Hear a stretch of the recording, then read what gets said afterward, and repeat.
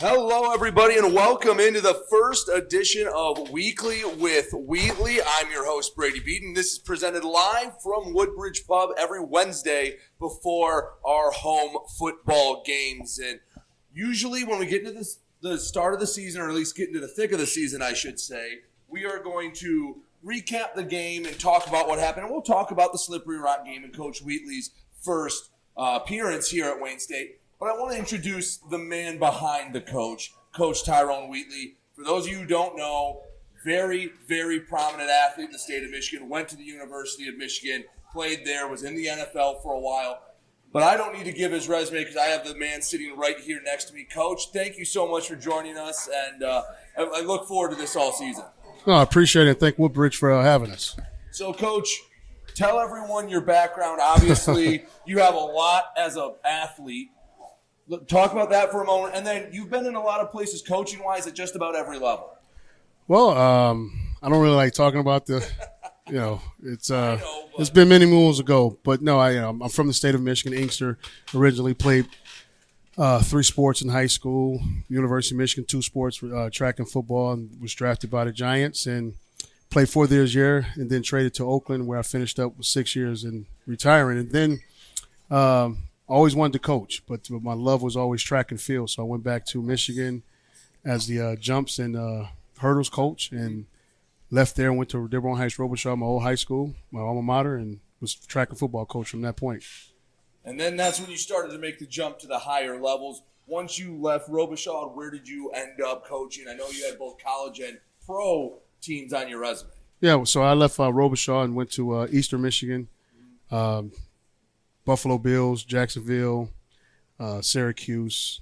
Not in that order, but just kind of running them down. So Wayne State's job comes open. First time in 2 decades there's been a coaching change here. What drew you to Wayne State when you saw it was open, and what led you to Midtown? Home. Really, to be honest with you, home. And being at Syracuse, Eastern Michigan, and different places at colleges, I've always recruited home. So I knew the talent level here. I know the people here. So I have a real big pool of resources. But then at the end of the day, Wayne State, the opportunity. Mm-hmm. You always look at places and the potential and the opportunity it has. And, my wife would always ask me, like when we went to Jacksonville, she's like, why do we always get the jobs that are hard? Like you never can get a job that we can walk into and – just take it over. I say, but those are the jobs that are available, and those are the fun ones. Right. And so just looking at Wayne State and the possibilities that they have, and just draw upon the two, I think from the era of 2009 to 2012, I mean, they had a great run. And so you just kind of go back and you look at what made it possible for them to do it that way. And, they made it possible. And so you can just go back and look at that track record and say it could be done again. Right. There's a blueprint laid out for how this can be done. And if you've been on Wayne State's campus or you haven't been the last even 5 years, the amount it's changed in that time since that run you were talking about has been incredible. The, resources available to yourself and your coaching staff must make it pretty easy when you go talk to prospective players and say, this is why you should come to Detroit. This is why you should come to Wayne State. Yeah, I mean, it's getting better. But at the same time, it's just, once again, the campus is beautiful. I mean, I don't think people realize how beautiful the campus really is. And once you get down here, then the amenities around the campus, like you have Detroit right there, the waterfront, the riverfront right there. Mm-hmm. I tell you, one of the biggest things I like looking at is I still call it the Renaissance Center, so I apologize. But, I look out and every once in a while I just look up and I say, man, I can see the Renaissance Center. I mean, the backdrop it's incredible. And so there's a lot of things. Like I say, there's a lot of positives and opportunities and potential that, the sky's the limit. So being at just about every level, high school, you mentioned a couple college stops, the pro. What does that experience bring to Wayne State? What should Warrior fans be excited for that Coach Tyrone Wheatley brings that maybe some other people that were considered for this job didn't, that you can bring through all your past experiences? Well, the one thing I've learned through my progression of coaching, it makes no difference where you've been and what you know. If you can't relate it and make it palatable for the young men to grasp it, it makes no difference who you are. Right. And some of the greatest coaches I've ever been around were guys that can get the information from their head to the young men and make the young men see what they could do. But I've also been around good coaches that couldn't do the same, right? So I think for me I'm a physical person in nature. Right. So I want to bring the physicality to Wayne State. I mean, we showed it at Slippery Rock. These young men is going to play. But then at the same time, we love the city of Detroit. It's who we are, 313. Not only just city of Detroit, just Wayne County. And then I just want to go back to Michigan in general. The Midwest, you want to play on the Midwest, hard, strong, tough, physical people, right? We shovel snow, man. It's cold. If you worked in the car industry, you worked those midnight, those graveyard shifts. So you want to play on top of that, right? But the second thing, you just good disciplined football. I want to give people a show. I want people to come out to a game and say, I really enjoyed it. All right, let's talk about when you finally got to Wayne State. You come in, and it must be an odd experience coming in as a head coach, because that's what you get, what you were given. I mean, you didn't go out and pick these kids. These were the kids that were handed to you. What was the transition like coming into Wayne State, evaluating the talent coming off a season where the record wasn't great, but it felt like there was a little bit more potential, and trying to get the most out of the kids as quickly as possible? Once again, you have to remember now, I've been in this position more than once. Right. And that was nothing. And the reason for the pause and the clamor is I had to choose my words wisely, right? I've been where we've taken over teams, and the locker room and the young men in the locker room were not good citizens. Mm-hmm. I often tease the guys, sometimes they're too good of citizens. They're too good, too nice of guys. And that's what made the transition easier. So the talent pool is really not a huge issue, as opposed if we can get to their mind and their hearts, right? If I can change the culture.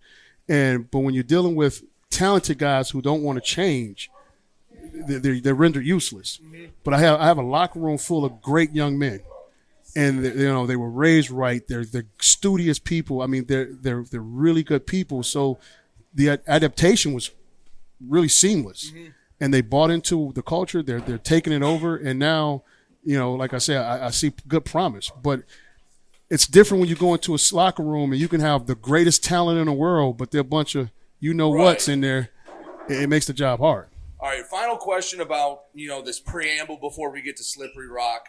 When your vision is done, or you get to where you want this program to be, what are the Tyrone Wheatley Warriors going to look like? What is that end goal? What does that locker room and that team look like on Tom Adams Field? Like I said, a physical team. It's going to be a physical team. And if you've never seen football before, you're going to say, damn, that's football. All right, let's talk about Slippery Rock. Your first game went out to a team ranked 15th in the country going into the game. Started off a little slow, down 14-0 at halftime, an interception right before the break. Gave Slippery Rock that 2-score lead, but your offense came out in the second half and marched down the field. Jaden Waddle, I thought, did a great job after maybe not feeling the most comfortable early, found his rhythm, and the offense had 2 very long drives in the second half. Ultimately wasn't enough, the 28-17 loss. But, Coach, what did you take out of that game? What were some of the positives, we'll start with that you thought, all right, not too bad for week number 1? Well, first, like I said, first and foremost, the physicality of the game. I was pleased with that. They came out, and the intensity in which they played did not slow down. I mean, they kept going, they fought hard. The only thing I would just say offensively, like you say, we just didn't find our stride early. Mm-hmm. I think we were over intense and just a little too overzealous. We missed a couple of blocks. Mm-hmm. I call them no-hitters. A couple of offensive linemen tried to tee off and hit some no-hitters, right? And they were just trying to, knock guys out instead of just going through the progression and just taking it easy. But they came out super, super aggressive offensively, which made us miss some things. But defensively went out and did an incredible job. And they knew they were in the game, and my guys continued to went out and they played. And the next thing I was super proud of is, defense knew they were, to get a 3-and-out. Then they were back on the field. But those guys really cheered each other on and was really supportive. Mm-hmm. I mean, no matter how it went, the defense was really supportive of the offense and cheering them on and, egging them on and saying, hey, guys, you're going to be okay. And once I saw that, I knew that we were going to be okay. Defensively, the first half went pretty well. Again, they gave up the 14 in the first half, but that last interception felt like maybe they were out of gas. They were on the field a lot. No, it wasn't. It wasn't effective. So here's the deal: if you give an offense a lot of chances to see what you're doing, they're going to correct it. Right. We just gave them too many opportunities. I mean, those boys, like I say, they play hard all the way through the game. I think, if anybody was running out of gas, Slippery Rock. I mean, they were tired too now. We gave it to them. But I think what happened was we kept giving Slippery Rocks too many looks at our defense. And when you give them that many looks at the defense, you're going to be able to now go through your entire playbook and then set some things up. And so I think that's what happened. Well, I'm sure – I don't know if you agree with this, but I always say perfect offense will beat perfect defense. Absolutely. And I think that first touchdown was an example of that. It was just, hey, a nice quarterback made a pretty good throw, and a receiver went up and made a play. No, I mean, it was good coverage. I mean, it was really good coverage. He was there, but like you said, well-placed ball and well-caught pass. All right. One maybe negative or thing to correct from the first week, the penalties were a little high. Had, I think, 170 yards on 11 penalties. What's the conversation like? Some of those were personal fouls. Some of those were just within the scope of the play. But what was the conversation with that, with the penalties coming into week 2? I mean, really, it's one of those deals you don't harp on it. The guys knew. Mm-hmm. They know. And it's almost a twofold question. You love the aggressiveness, you love the chippiness, and you love what they're trying to do. But at the same time, there's a boundary to it. And so, once again, that's the maturity and coaching them through it. And so you don't want to take their chippiness away, right? You don't want to take it away, but at the same time, it's my job to coach them through it and and give them boundaries and where they're set. And so you have to allow them to grow through those deals. And walking that line, that's a very thin line and a tough tightrope to walk. You know what? But I always say this. I want a dog. I don't want to say whoa. Right, exactly. When I take that leash off, he better bite. I had a coach tell me one time, I'd rather have to reel you back than try to get you going and push you forward. Absolutely. One other thing that I think a lot of people notice and are curious about, you ran with 2 QBs, especially in the first half. Some people say, hey, if you don't have if you have 2 QBs, you don't have one. You ran with 2, gave guys opportunities. What's your philosophy with that, having 2 different guys go out that have some different skill sets for your offense? Well, like I say, our offense is a physical style of offense. And so when you have one guy that it's just a primary guy, if he goes down, you're in trouble. Right. So you want to keep both guys in rhythm. You want to get both guys in rhythm. And like you say, different skill sets.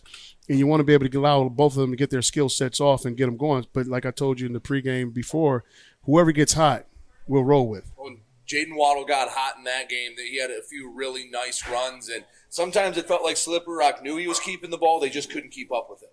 Well, I mean, that's when you can really start playing football. A lot of times you know what's going to happen, but just can't stop it. All right, Coach. Thank you for talking with us, Slippery Rock. We'll take a break. We'll let you rest up, get something to drink, maybe something to eat. Bring you back on to talk about S&T. In the meantime, we will bring on Coach Sims to talk about the defense. Back here at Woodbridge Pub, Weekly with Wheatley, but we're going to introduce our first of our assistant coaches, defensive coordinator, defensive line coach, Tom Sims. Coach, thank you for joining me, and I appreciate you being the first assistant coach to come out here into the unknown and spend some time with me. Well, it's a pleasure being here. I'm excited about it. All right, Coach, you have quite the resume. You have been all over the Midwest, both like Coach Wheatley as a player, as a coach. You have coached at many different levels. And why don't you tell everyone, all the Warrior fans out there, just about everywhere you've been. I know we might have to get you a water to take a break at some point, but Coach, you have been a well-versed man. Yeah, I'm kind of like Tupac. I get around. I started out, I guess I'll start with college. I went to Western Michigan for my first 2 years. Then I transferred to Pittsburgh, graduated from Pittsburgh, was fortunate enough to be drafted by the Kansas City Chiefs, was out there for 3 seasons. Then I went to the Indianapolis Colts for 2. Then I went to the Minnesota Vikings for a camp and was cut. And then I went back to the Kansas City Chiefs and finished my career there. After that, I got my first coaching job at Western Kentucky.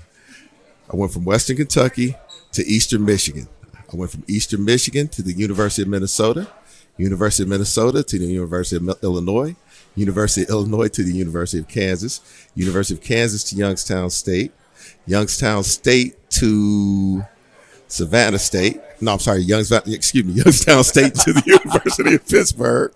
Then I left Pitt and went to Savannah State. I left Savannah State, went to the University of Arkansas Pine Bluff, and now I'm a Warrior. All right. Hey, it was a long road to get here. Yes, it was. But you got back to the state of Michigan.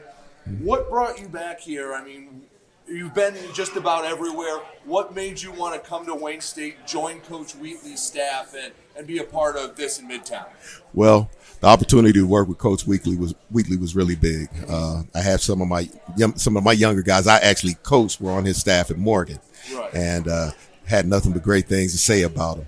Then the opportunity to come home, that was also big. You know, being a Detroit guy, an opportunity to come back home and live in the city and experience all that the city has to offer has been great. Well, Coach Wheatley, I mean, you heard him talk in the last segment about coming home, how big that is, how much more comfortable he is, being able to recruit, stay close to home. What's it mean to be Detroit, and why does it have this feeling that people that choose to come to Detroit, people that are from Detroit, have this kind of special bond, this mentality of we're going to put our hard hat on, we're going to work, and we're just going to be tougher than you? Well, it's what we are. You know, it's the most beautiful place on earth in my eyes. You know, when I played There's on some that. winter days you might not think that, but I tell people it's the garden spot of North America in February. I mean, I love Detroit. It's great to be home, and so to have the opportunity to do it, it's big. all right, let's talk about you as a defensive coordinator. You like to be aggressive. Definitely. You're not one to sit on your heels and say, all right, let's see what the offense gives us. You are going to attack. Talk about that. How did you become this type of defensive coach, and what are some of your main philosophies? Well, the first thing we're going to do is you like to be able to beat them with 4 down linemen in the pass game.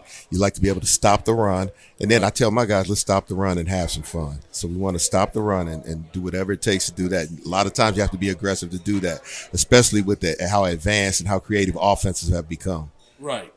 And so we want to stop the run. And then the next thing, we want to get after the quarterback. The best way and the most safe way to do it is with 4 down. However, if we're not getting there, we got to send 5, 6, 7, 8. We send the coaching staff too, whatever we got to do to get home. So you mentioned something in there that I thought was kind of interesting. You've been coaching a while, and offense has evolved so much. Definitely. I mean, you go, heck, even back 10 years ago, but forget 20 years ago how much different offensive it looks, where every team has multiple fullbacks, tight ends. Now you can go 3 different games and see 3 completely different types of offense. You can see a team that wants to throw it 50 times. You can see a team kind of like what Wayne State wants to do and run it 75 times a game. How have you had to adapt as a defensive coordinator and almost keep up with all these new innovations offensively? Well, we attempt to be multiple to where we can do a lot of different things, but simple, if that makes sense. So we want to make make the same thing look like a lot of different things. Right. So we want to give multiple looks and do the same thing, if that makes sense. So when you were coming through, who are some of the guys that you learned from, that you maybe steal a few things from when you're throwing it in the playbook, going, all right, I got this one from coach at Kansas or Pitt or up in Minnesota? Too many to name. You don't want to offend Our anyone. business is straight plagiarism, but if there's one person that I would say that's key for me being in this profession, and if one coach that I would say would be Jack Harbaugh. Gotcha. That's my guy. All right, coming into Wayne State, it's a new locker room. You have to figure out how to work with the pieces you were dealt. Who are some of the guys that, when you got here, stood out pretty early that you got, all right, I can do a lot with this guy or that guy? Well, again, our thing is that I want to play a lot of people. So I want to find what guys do best and put them in position to do that. If a guy is a great pass rusher but not very great against the run, I want to put the kid in that does well against the run in run situations, right, and the kid that rushes a quarterback well in passing situations. I think that we have some guys on our team that are going to continue to improve. And at the end of the day, that's all you can ask for. The term coach implies improvement. How have the kids taken to a new defense, a new system? Because it can be tough, especially for the older guys that, you're in a defense for 3 years. You know it by the back of your hand. You know all the checks. You know everything to look for. And all of a sudden, all right, forget all that. Here's a new system. How has the transition been implementing what Coach Sims wants to do defensively? Well, we took it very slow. let's say if we have 10 installs, we did 2.5 all spring. Okay. We wanted to make sure that we mastered the basics and the fundamentals of what we do. And then from there, we want to grow. All right, let's talk a little bit about Missouri S&T. We'll have Coach Wheatley talk about what the offense and the team as a whole, but your game planning for S&T defensively, what can you tell everyone about the Miners, what S&T is going to do offensively, and what you need to do to stop them? Well, S&T is multiple, to say the least. You'll see 5 or 6 different personnel groupings, and they'll go with big people on first down and run the football down your throat. Then the next time they'll go with empty 5 wide receivers and throw the football. So we have to be prepared to defend all of those personnels and all of the formations that they can get to out of those personnel. They have a few running backs that are different types of guys. They have a kid that pounds, number 25, a kid that'll make you miss, number 88, and then they have a kid that's kind of like a combination of both with number 31. So they got guys that are very dangerous. And their quarterback is a kid that can beat you with his feet. He can extend plays with his feet, and he's kind of like a Johnny Manziel type, that he will roll the dice and take chances. And, and if you just want to make sure they don't come up 7. Right. One of those quarterbacks, he'll throw it up, and you might be thinking, no. Okay, Exactly. Like he's not afraid to sling it around. I think Coach Wheatley, when I talked to him in the locker room earlier in the week, said he's kind of like the Brett Favre type. Exactly. He's a riverboat gambler. And exactly. And it's going to be a challenge. It's definitely going to be a challenge. So coming off of the game against Slippery Rock, defense I thought in times played well. There were times Slippery Rock got into a rhythm. Once you got to look at the film again and digest everything, what were your takeaways from the Slippery Rock game? Well, I was pleased with our physicality. And the next step for us is to focus on the details. Those are, the devil's in the details. We want to master the details this week and continue to grow. And, just little things of maintaining gap integrity, getting the proper fits. And when you have an opportunity to make a play, make a play. How much of that is the new system? How much of that is week 1? And how much of that is just got to be better? Well, it's a combination of all those things. We got a long way to go to get to where we want to be. All right, Coach. I appreciate you joining me, being my first assistant coach to come on Weekly with Wheatley. You have anything else for the Warrior fans at home? I'm sure you're excited for your first game at Tom Adams Field. Hey, just look forward to seeing you guys out there Saturday at 1 p.m. We're going to get after it. Well, Coach, I appreciate it. Hopefully you can dial up a few blitzes, get a few strip sacks, and give the Warrior fans something to cheer about when your guys are out there defensively. That's the plan. All right, he's Coach Tom Sims. We'll have more Weekly with Wheatley. All right, back here with Weekly with Wheatley, here live from Woodbridge Pub. As a reminder, before every home game, every Wednesday before every home game, we'll be at Woodbridge Pub live 6 to about 7 o'clock. See Coach Wheatley, see whatever assistant coach we bring in. And as we bring Coach Wheatley back on, talk a little bit about who we just talked to, Coach Sims, your defensive coordinator. Why Coach Sims to bring him in as your DC, and what was the relationship you had to make him the man to run your defense? Well, of course, once again, Cass Tech, Detroit native, a huge name and pillar in the football community in the city of Detroit. I also had one of his pupil that played for him when he was coaching at Illinois. Antonio James was my defensive coordinator at Morgan State. Okay. And so kind of knowing that lineage, the defense, I like that defense. I love an attacking defense. Like I said, I want to be physical. I want to attack, and I want to go after people. And so I love that defense. And knowing Tom Sims was kind of available, it took a little courting to get him, right. but he wanted to come back home, and that's how we got together. No place like home, right? No place like home. You'll be home this Saturday as you're listening to this coming out Friday morning. It will be a day before your first home game at Tom Adams Field.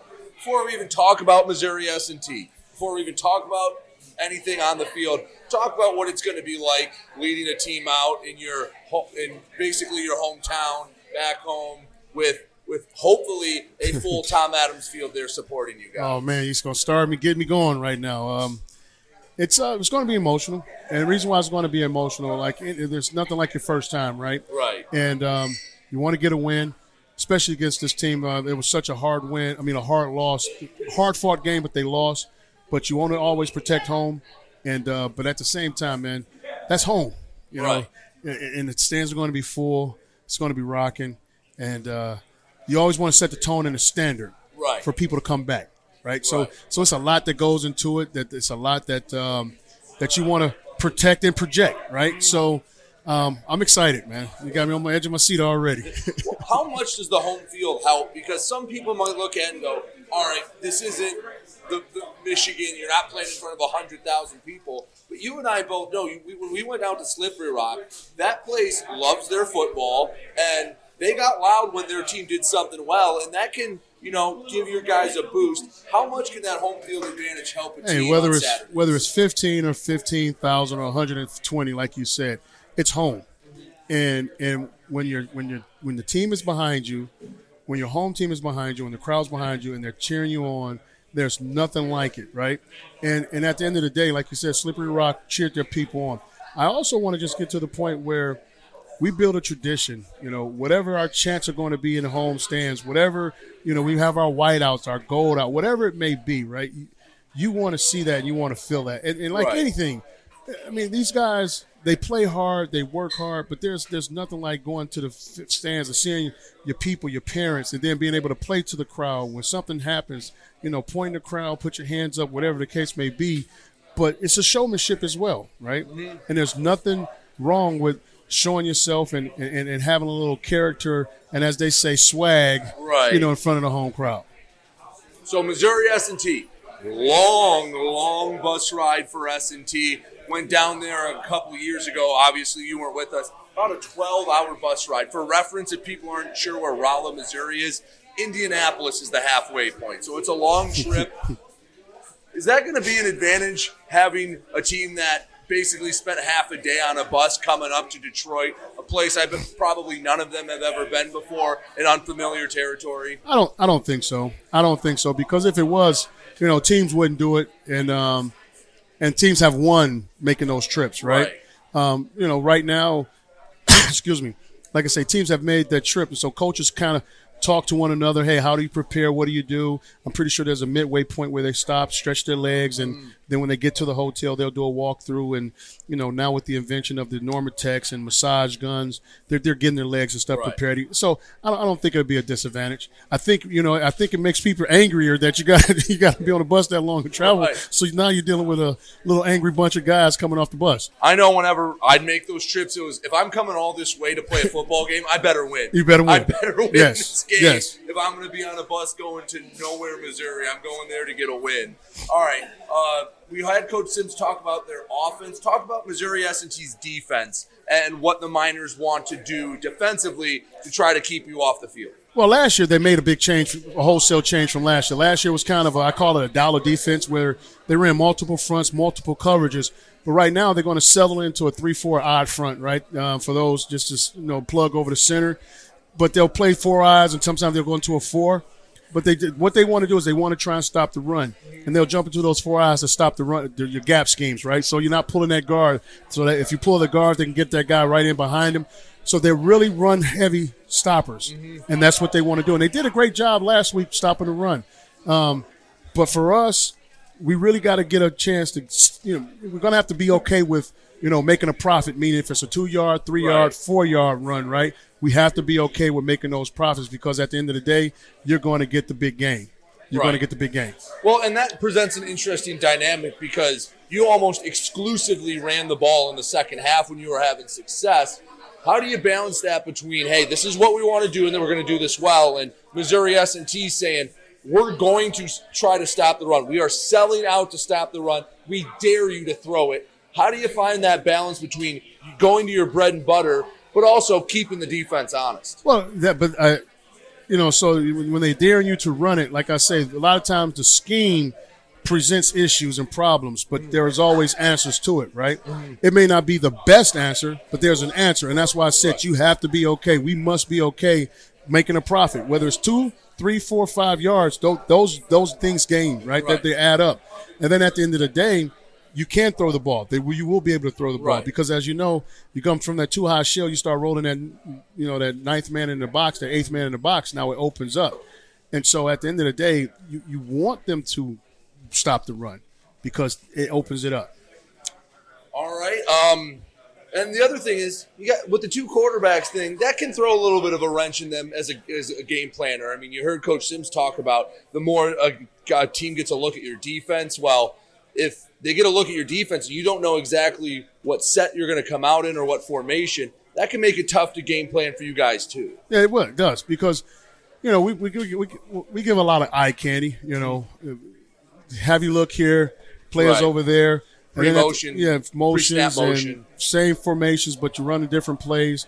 But with the two quarterbacks, like I say, Eli can run it as well. Now, Right. I mean, he got some getaway sticks on him too. Now he can run the ball, but once again, they come out and they have your different rhythms and different patterns that we're going to run in a pass game, but also with the play action pass, right? So that all kind of boils down into one big old bomb for us. So just got done with practice not too long ago. What are you telling your guys? Hey, this is what we need to do, and this is how we need to do it if we want to get our first win this season.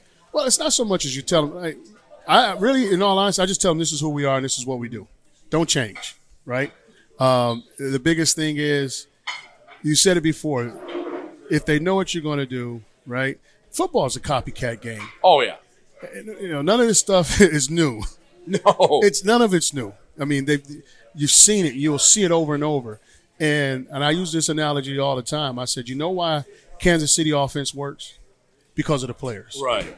Because they have Patrick Mahomes getting the ball. And Because they of can the players. throw it to Travis Kelce. And you don't think that the teams study it. You don't think the teams know what's coming. Right. With the analytics and all the computers and everybody's breaking down film. Once again, you just have to stop it. Right. And, I used to tell guys in short yardage and goal line situations, I only ran 2 plays. I was the easiest guy to game plan in the NFL, in the world, because I only ran 2 plays. But can you stop it? Right. Right? And so that's the mentality. And so when you ask what about a Wheatley team is, it's not so much an arrogance, it's a confidence. And it's details, right? And discipline. So when it comes down to the game, yes, you know what we're going to do. Now stop it. Right. It's funny you say how football doesn't change. It just kind of gets different coats of paint. Your offense is fairly similar. You can go back 70 years to the triple option, the Army-Navy stuff, the wing tee. While they might look completely different, a lot of those concepts are the same. You're just spreading it out a little more and giving your athletes a little more room. Absolutely. Like I said, man, this is a copycat league. None of this.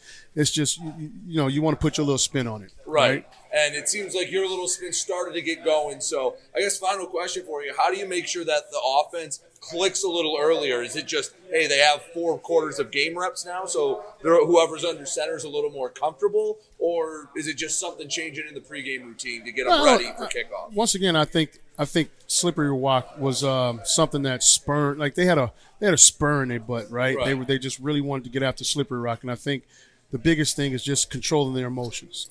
I think that's that'll be a huge factor, and I think their emotions, like I say, they've grown, they're matured, and now they've settled in all together. Practice was I would say a calm storm. If you say you can see it's building, and then once we get to the game day, it'll crescendo. But I don't think it'll get to the point where they'll break. Gotcha. Get so excited that they'll break and they'll start making mistakes. Control vengeance, man. That's what they needed. But they just went out and got a little reckless. That business-like mentality. Yes. So anything else for the Warrior faithful at home before we send it home? No, the only thing I could just say, come out and show out. Well, we really hope you do. Coach Wheatley and his Warriors get started at home. This is on Saturday at 1 p.m. against Missouri S&T. It is Kids Day. It should be a lot of fun. If you can't make it out, you can listen to Sean Belesian and myself, Brady Beedon, on WDTK The Patriot. We start at 12:30 with the pregame. And now on Flow Sports, if you want to watch, that will be Sean and I as well. Coach Wheatley, thank you so much. I look forward to talking with you throughout the whole season. Again, just as a programming note, just before home game, so we won't get a talk before Indy, but we were talking off the air. You're one game at a time game type of guy. You're not too worried about Indy right now. No, I have to win this one first. All right, so hopefully next time we're here in Woodbridge Pub, we're talking about a win at home against S&T and a win at University of Indianapolis. Yes, sir. All right, he's Coach Wheatley. I'm Brady Beedon, and you've been listening to Weekly with Wheatley live from Woodbridge Pub.